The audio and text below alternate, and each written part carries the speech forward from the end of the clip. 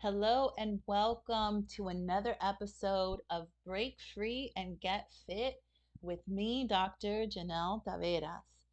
And I wanted to continue the conversation about planning because it's that time of year that people start making plans for the year, have high hopes, have expectations, and sometimes you can get really lost in all of it because you just want to progress, you want to move forward in life, you want to hit your goals, and you want to do so many things. Sometimes this can even paralyze you into just going back to your default because you don't know where to go you know and I talked about the points that you need to have a good plan, right? Because a plan is like a roadmap to where you want to go. So you need to be clear on where you want to go, and you also need to be clear on exactly where you are, which requires a lot of honesty and humbling. But once you have those two factors, you can start to create this roadmap. But I wanted to talk about, three keys to having a powerful plan. And this goes with fitness too. The things I talk about are principles you can apply to all areas of your life, but I love to give examples with fitness because, our health, uh, it touches us all. It can limit or it can accelerate, propel us into our God given destiny, or it can hold us back from all those things that God has planned for us. So, the first key, right, to having a powerful plan is doing a resource inventory. And what is this? This is looking at what do you have at hand? What is in your reach? What do you already hold? What information do you already have? What people, what human resources do you have that can assist you in these goals? And when it comes to health and fitness, I say, like open up your cupboards and pull out all the supplements that you have that you haven't finished, your protein powders, clean out your cabinets, like take it all out. Look at the equipment you have, pull out those magazines, look at your subscriptions, um, all the people that have invited you to work out that you decline. Like, where did you stop last year? Because usually health and fitness is like on everybody's checklist, right? um, and go to that place where you left off, right? So when you do this inventory, two things happen. One, you probably realize you have a lot more than what you thought. You know a lot more. You probably know exactly what you need to do. It's just doing it. And you also realize, where you probably made the mistakes, the previous attempt, right? So you can learn from that. And it's not about getting stuck in the past, but I think we have to resolve our past before we can go into our resolutions for the new year.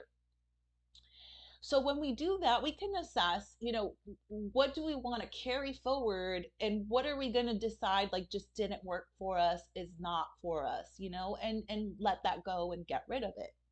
So that's the first key. Do a resource inventory, especially before you commit to something else, purchase something else, spend your money on things that you may already have done, in the past year. So, um, and the second key is, you have to break your goals into smaller pieces. And I do have a goal setting workshop on my YouTube where I will walk you through that process and help create smart goals that you can actually achieve. Sometimes we have a vision for our life, and it's great to dream and have vision. You need that, it's a motivating factor. But all those steps that you have to pass, all those milestones that you have to pass to get to that vision, those are your smaller goals. And I give the example of, if I am a size 10 and I want to get to a size 6, I have to pass through a size 8. So some of those smaller goals, are very relevant, and it can be a motivating factor to break them down and achieve those measures of success, because maybe I'm an 8, I'm not a 6 yet, but getting to an 8, if you have it as one of your goalposts, your milestones, you're living, you're walking in success, and that's an awesome feat. So we have to break these things down. If we're going for weight loss, you want to be in a healthy weight range, break those things down. This is not an all or nothing. It's not like, okay, if I don't get my goal weight, I'm not winning. That no, every pound dropped is success. Every day you pick up and make that effort is success. And this is why it's just so important to have different measures of success and acknowledge how that can show up in your life. And make your goals simple, right? And so the last key to a powerful fitness plan is picking up one or two things to implement and master. You really don't want to go further. I teach on holistic fitness, which is spirit, soul, and body. And so when I do intensive fitness plans, I like to incorporate one activity in each of those areas per individual. So when it comes to, you're focusing on one thing, like just your physical health, right? Which I recommend, do it all. Do something for your mind and your emotions, your intellect, do something for your spirit, and do one thing for your body. But of course, we want to do 100 things at once, and again, this can bring you to paralysis, right? And I don't want that. So when you break your goals down into small pieces, pick things up that are easy to do. And a lot of times we forget these basic things. And I always bring this up because this is something basic, but a lot of people still don't do. Like drinking water. Are you drinking the amount of water that you need? Are you sleeping the amount of hours that you need to have an optimal metabolism? Those two things are super important to have an optimal metabolism and achieve your health and fitness goals and just feel good, like be in good health. And a lot of times we don't do them consistently. And so I say, like, if you're not doing these things, like, this should be the first thing on your health and fitness plan. Like, get a good bedtime routine. You need sleep to regulate your hormones, especially if you're a woman over 40. And you need water so that your body can metabolically function well. 8 glasses of water a day, and maybe more if you're exercising. And it's such a simple thing to do.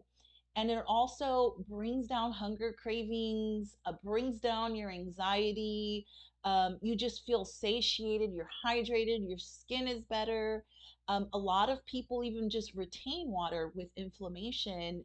The benefits of drinking water, it's amazing. It's incredible. You might even lose weight by drinking and practicing, having the amount of water you need every day.